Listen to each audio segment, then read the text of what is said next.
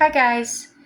Tonight I'd like to talk about some things on my mind that I need to get out. It's really been helping me to get on here and talk about things. I'm not keeping them bottled up inside. Thank you for being with me, and thank you for those that watch the videos all the way through. Um,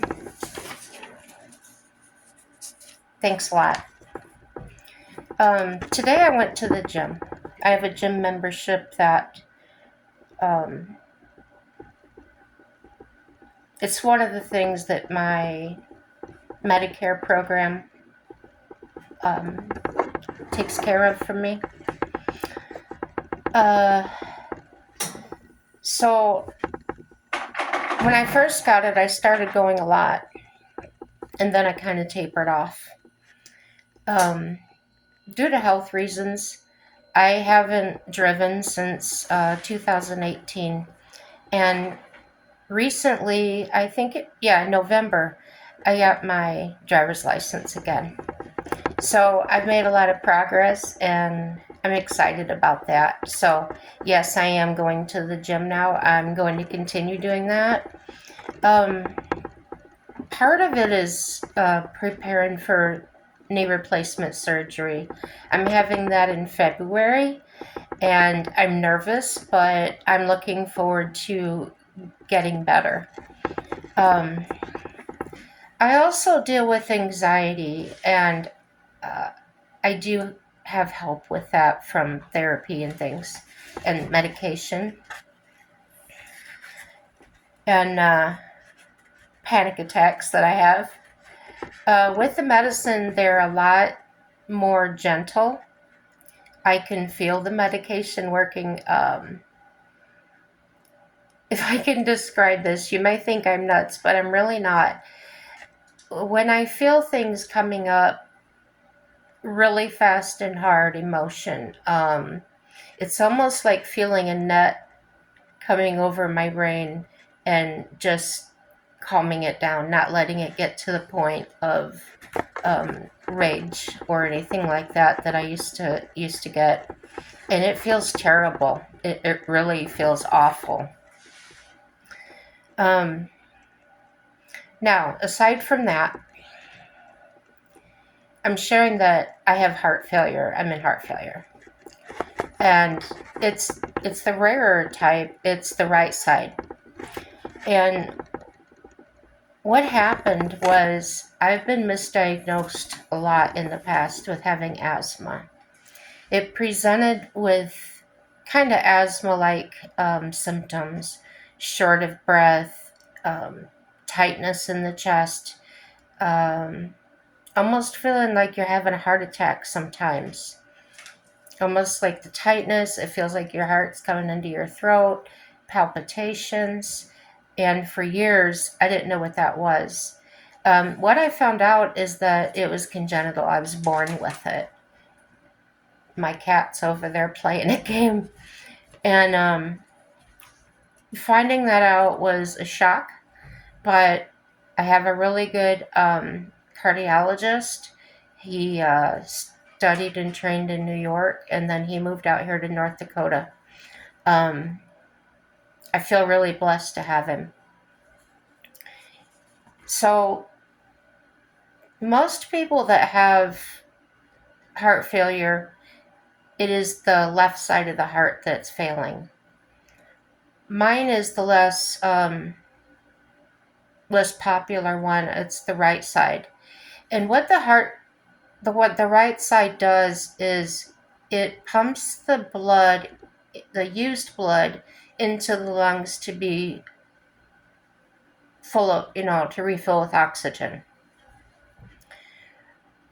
The right side of my heart doesn't relax fully enough to let enough blood in there to be pumped into the heart or into the lungs, excuse me.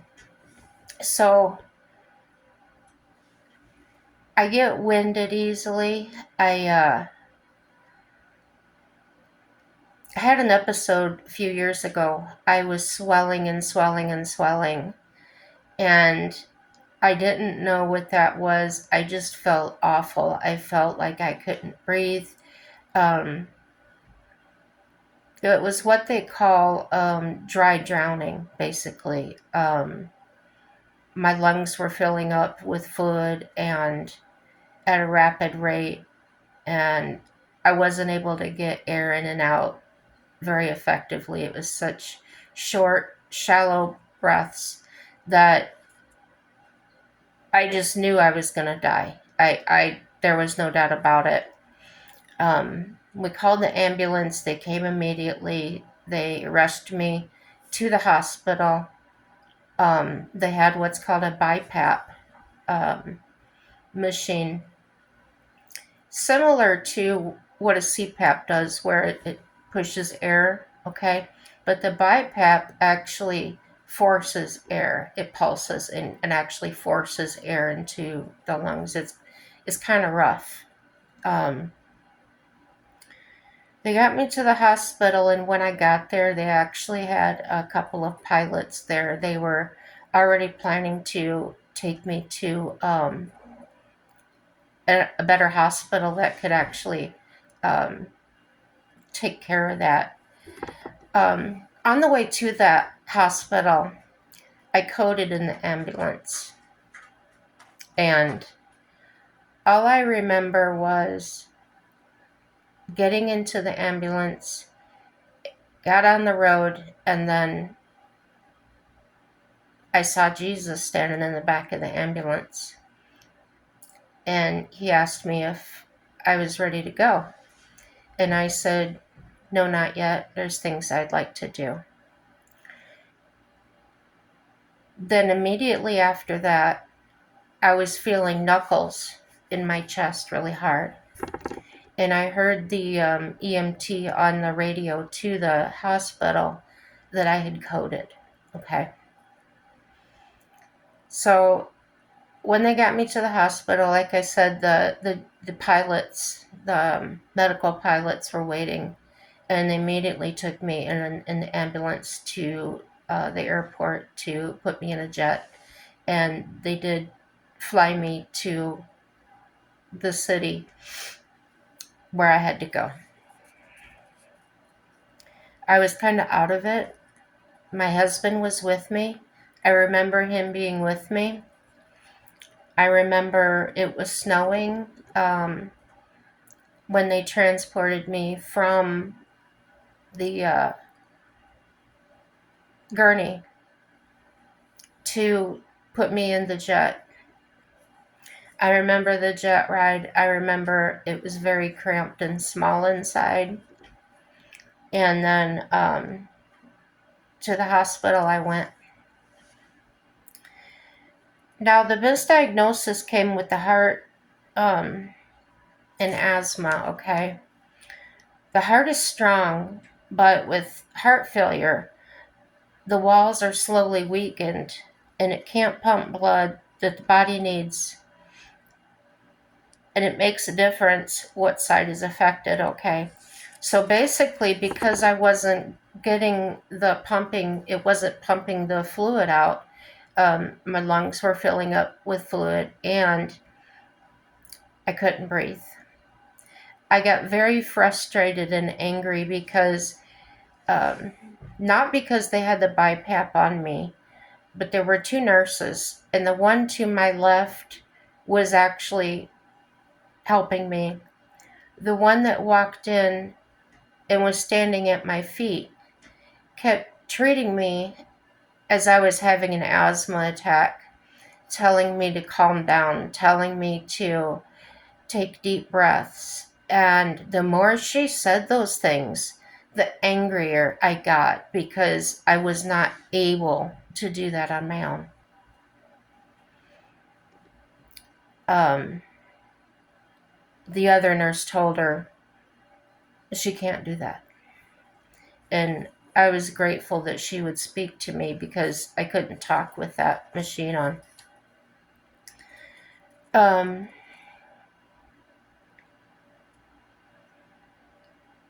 The right side moves the used blood, okay? Like I said, back to your lungs to be resupplied with the oxygen.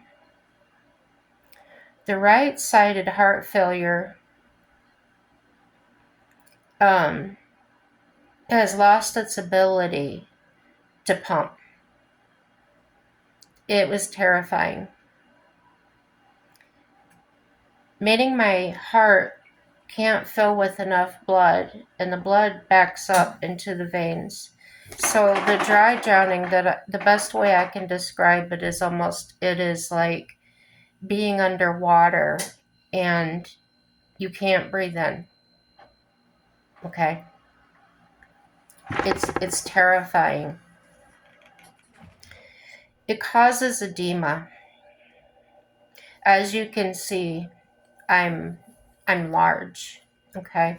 I am on diuretics. I don't eat. I maybe eat once or twice a day, and it's very small meals. I'm limited on the fluids I can take in because it's too hard on my heart to drink a lot of fluid. Um, it can back up into the veins, and it causes edema, swelling in my ankles, legs, and belly. And that's what I mean about my belly being um, protruding. It actually kind of can look like I'm pregnant, okay? And it gets hard to breathe.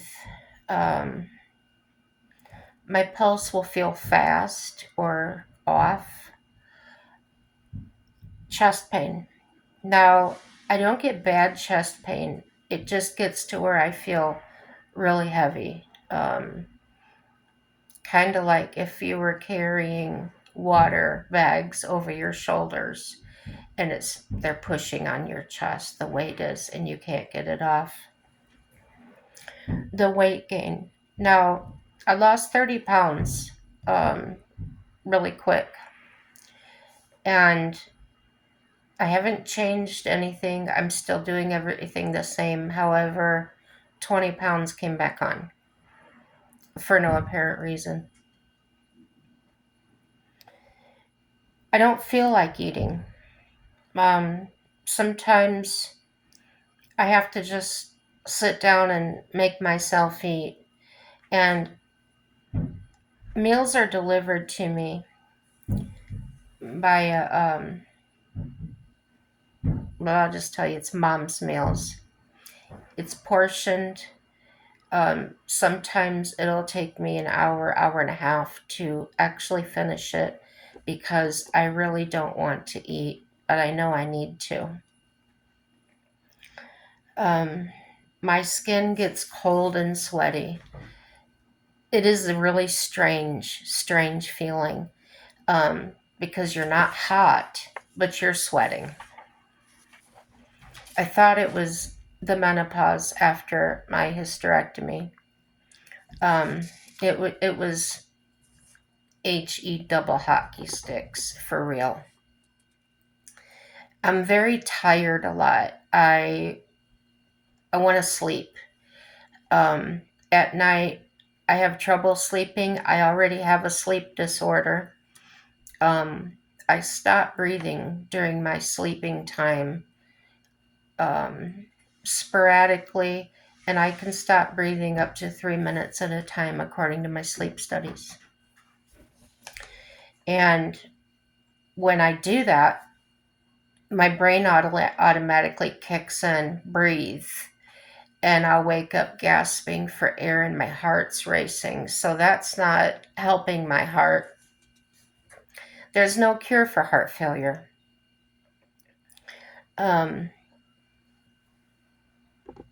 The best thing I can do is exercise, and I'm trying to do that as often as possible.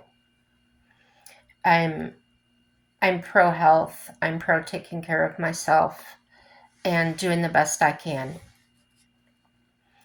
Now, the heart nutritionist wants me to eat food high in lean protein, low fat dairy, grains, fruit, and veggies, okay?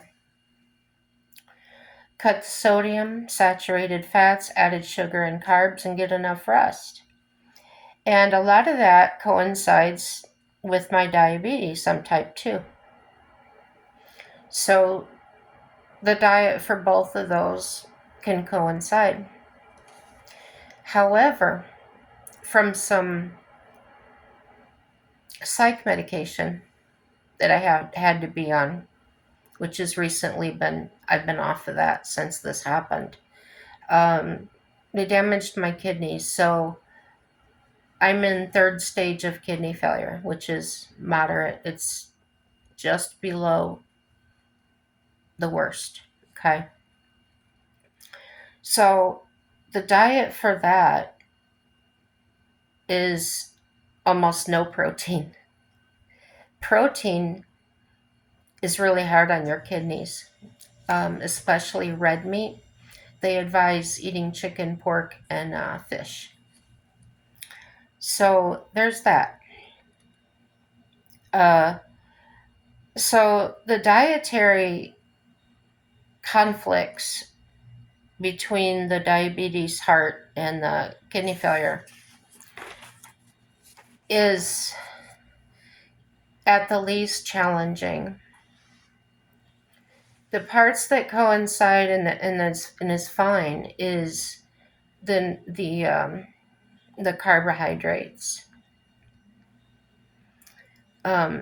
Eating sugar, drinking sugar does not affect diabetes, contrary to what people believe. The worst thing for diabetes is the carbohydrates. And I think I've mentioned before potatoes, which are normally very good for you and can even sustain you when there's nothing else to eat, are actually toxic to a diabetic. The carbs are so rich in there, which is good for energy. But to a diabetic, carbohydrates turn into a bad sugar and it raises your A1C, which is checked. I get that checked every 3 months. They want your A1C to be under 7 when you're diabetic. I've kept mine at 6. Doctor's very pleased with me. But the way I do it is I stick with the real butter, unsalted. I don't eat a lot, but a little on my toast, things like that. I don't eat bread. I don't eat sandwiches. Like I said, I have a slice of toast and that has to do with me. I don't want to eat, so I can at least get a piece of toast or something. Fresh fruits and vegetables are the best. However, with a diabetic, dried fruit is poison. For some reason, when the fruit is dried, the sugar gets a lot more concentrated. And that's something I learned in another nutrition class. So banana chips, dried prunes, dried apricots, things like that are a big no. I do love raisin bran or raisin bread, raisin cinnamon raisin bread, and I will eat that. There's not a lot of raisins in there, but there's enough. There's a little bit of carbs in there, and that's enough. Now, if I was eating a lot of bread, sandwiches, things like that, then that would probably not be the best thing to eat. So I'm also preparing for knee replacement surgery. So the things I need to mind, especially to promote speedy healing and not to have skin problems, because a diabetic can be slow in healing, is to really monitor my diet up until the time I have that surgery and after.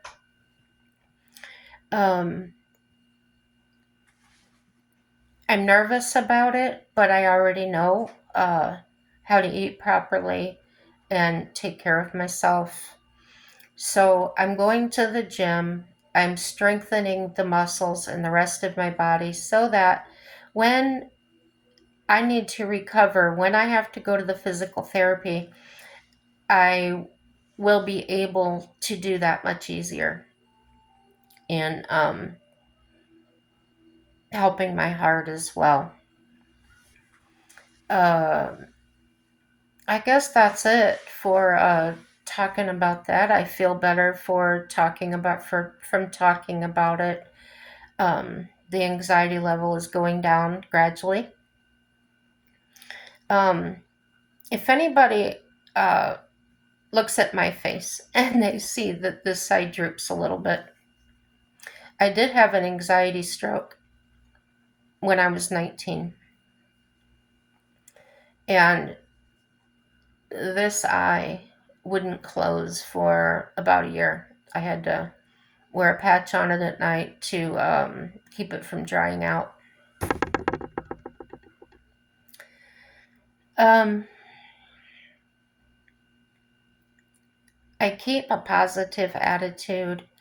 I I do seek out my therapist when I feel overwhelmed, and she's given me a lot of tools to use to to deal with my anxiety or my panic attack. Um,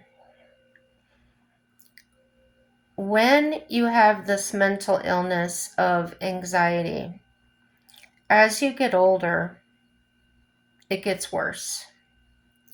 I would suggest when you're first diagnosed and you're given medication, never stop taking that medication. The more often that you stop and then get back on it, you're really messing with the chemicals in your brain. And your brain is actually becoming reliant on that medication to function properly, um, to deal with making decisions and all kinds of things. I worked at a mental health hospital that I've mentioned before, and I took many classes. And through that, I learned about mental illness. Um, I basically self diagnosed my uh, my schizophrenia, my um, anxiety disorder, my major depressive disorder, um, a lot of things. One thing I was not, that a lot of people with my condition do, is they have suicidal thoughts or they think about hurting other people because they hurt so bad inside, they want to strike out, they want to lash out at people. Um, my schizophrenia is very, very mild. It almost doesn't rate on the chart, but it's there. I don't hear voices. I don't see people that aren't there. Um, but it is there. I inherited that from a family member um, on my dad's side of the family. Um, on my mom's side of the family, there was alcoholism, there was other things, so it produced me. I'm very intelligent, but I don't always know how to use it.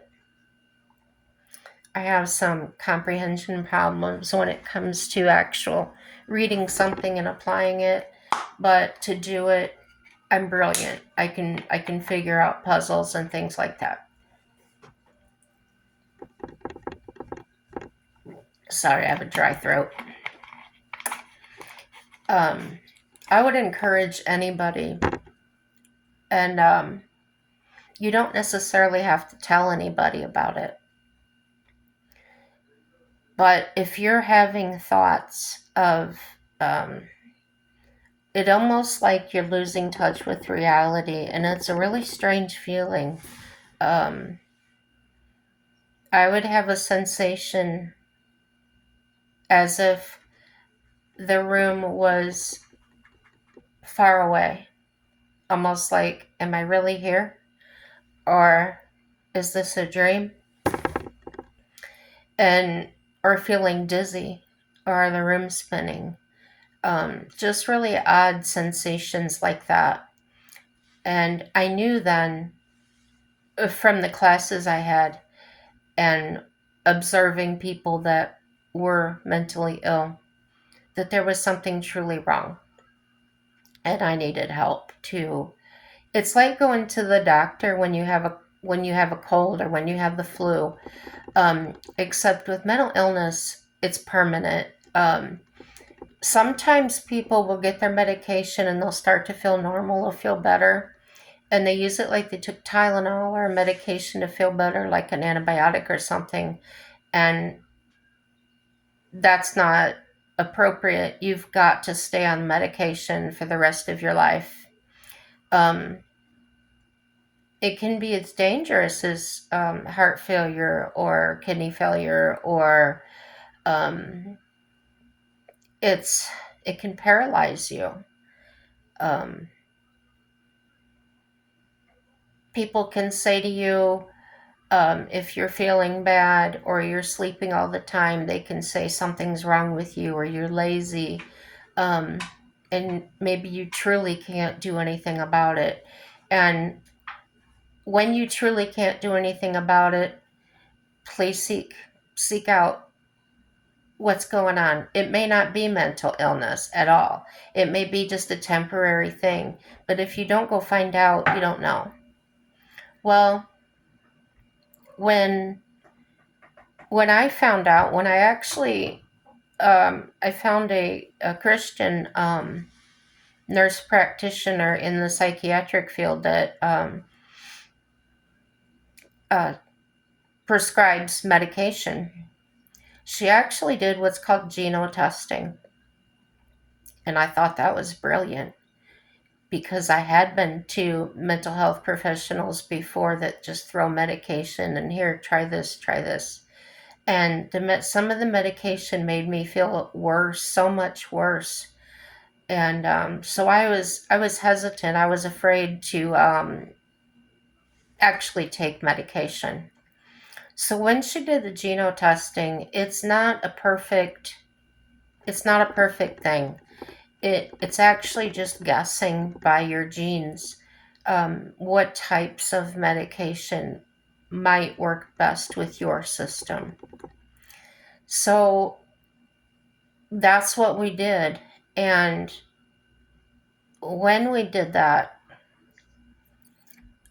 we stuck to the side that said, these are the medications that would probably work.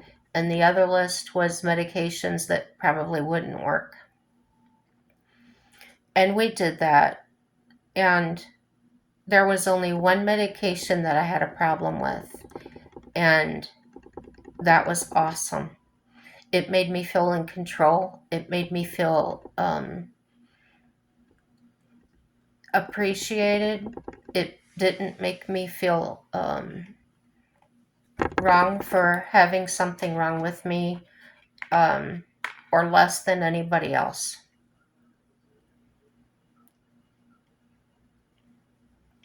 Before I found the Christian place, I had went to another place that my doctor had recommended. And the way I just was feeling really bad one day and I knew something was wrong. And I called my doctor and I told her, something's not right. I'm having thoughts like, what if I wasn't here?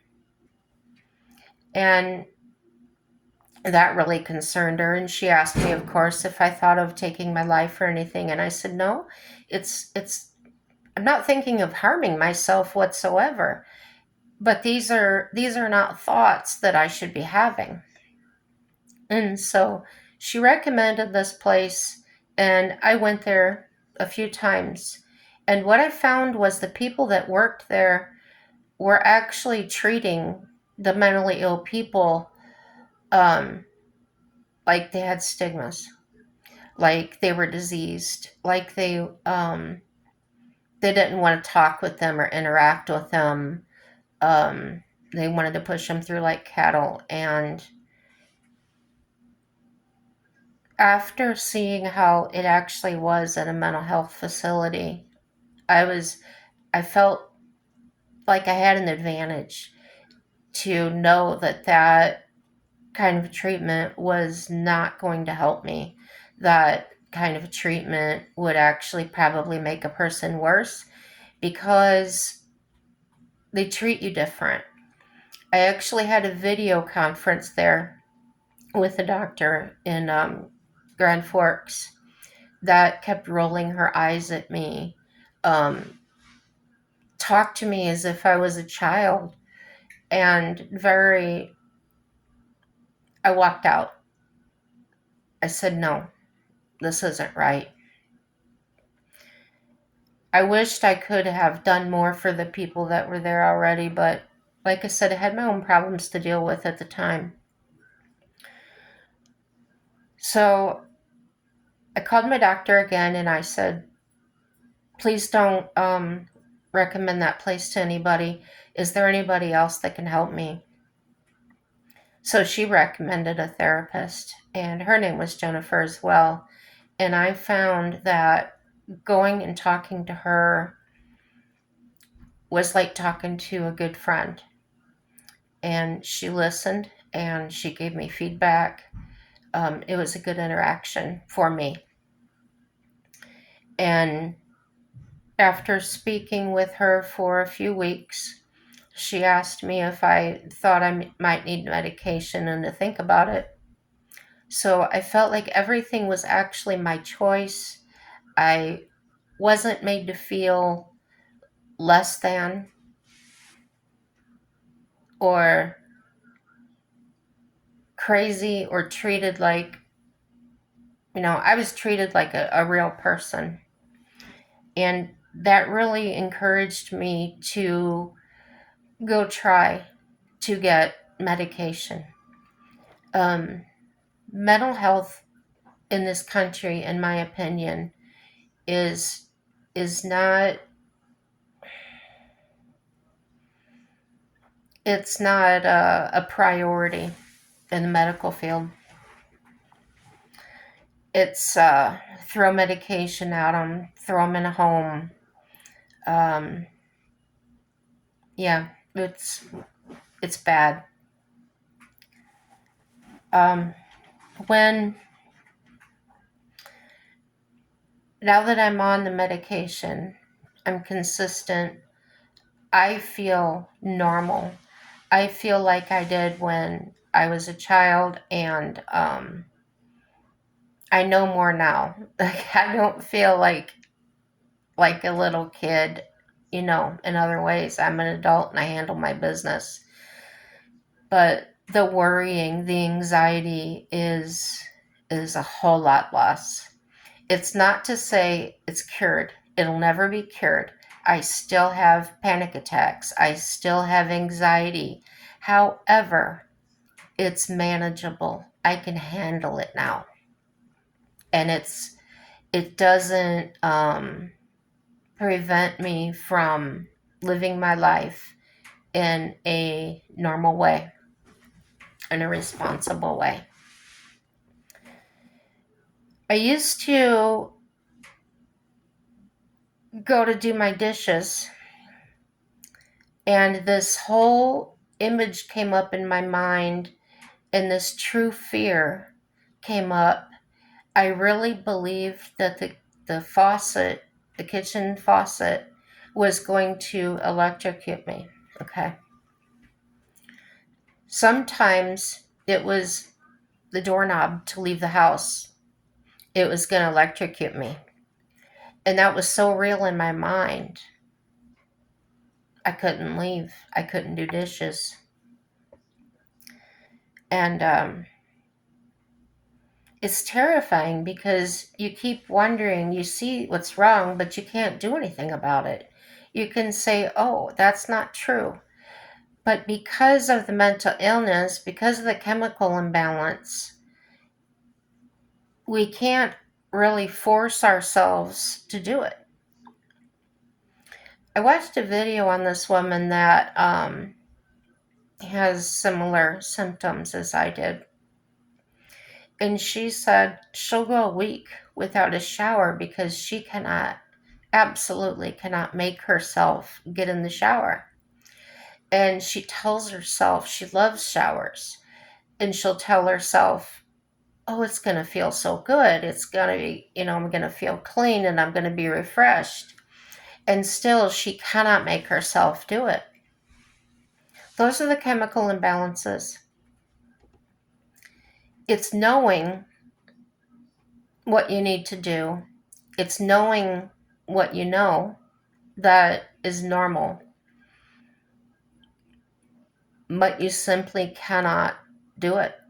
And no matter how much somebody tells you to get over it, they don't understand mental illness. They can't comprehend it because they've never experienced that.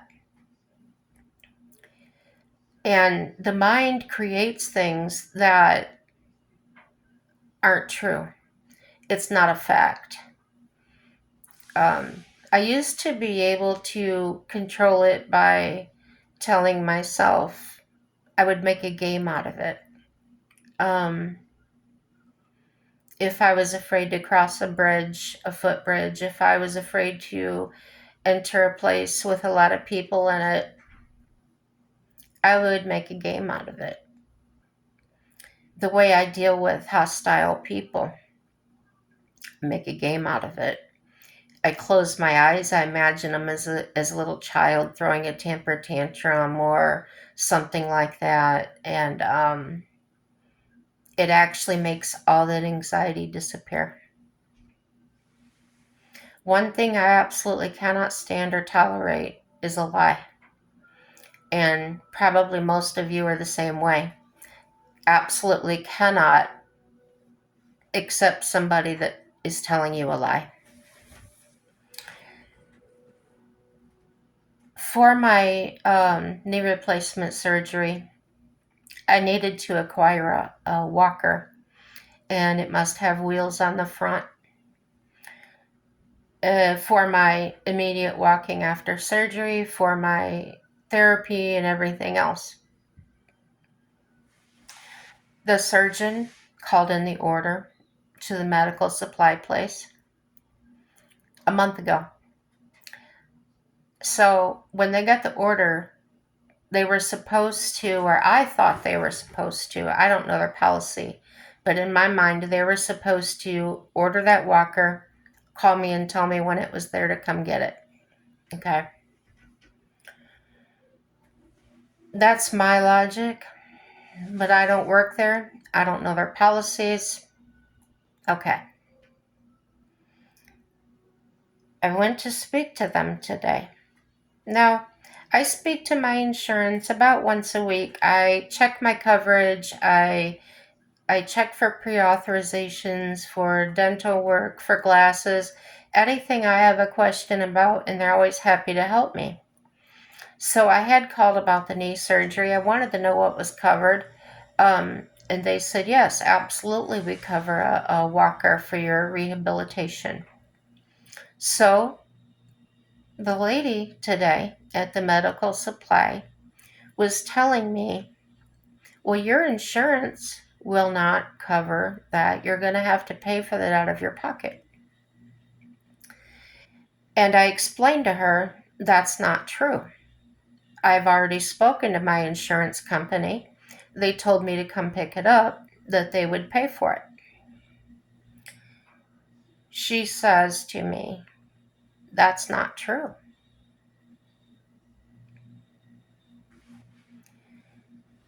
So I leave, I go out, and I sit at a table in the mall, and I call my insurance company. And I ask them if they could give me some kind of authorization number or something I could give this woman.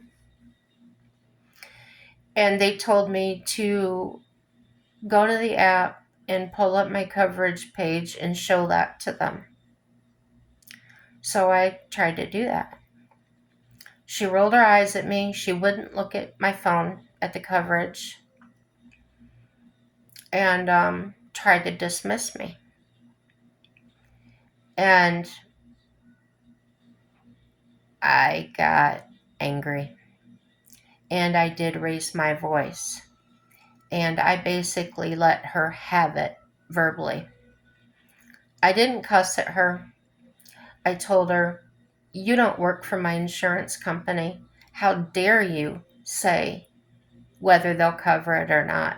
Your job is to put it in, wait for it to come back, and see whether it was covered or not." And she tried to argue. But she had nothing to say. If that makes sense, maybe you've argued with somebody like that. And I told her, "You flat out lied to my face. You flat out told me you knew for a fact that my insurance would not cover that." And that was a lie. I said, "Do your job. Put it in. Bill it to my insurance company. And you'll know that for a fact." And she says, "You have a wheelchair, right?" I said, "Yeah." She says, "Well, I know for a fact that if you have a wheelchair, they're not going to approve a walker." It was like talking to a brick wall. She was that dumb, that hard-headed, whatever you want to call it. So she said she was going to put it in. And I left. And that's where it's at. So I will probably call her every single day, maybe twice a day, and ask if it's been put in yet. Ask if they've got a response yet. Because I want her to know that she's not going to bully people. She's not going to act like she works for the insurance company and tell them what's approved and what's not. I also said to her that my insurance company had said this when I was on the phone with them in the mall, that they may cancel their contract with them as being whatever it is, a provider. Yeah, I think you know what I mean.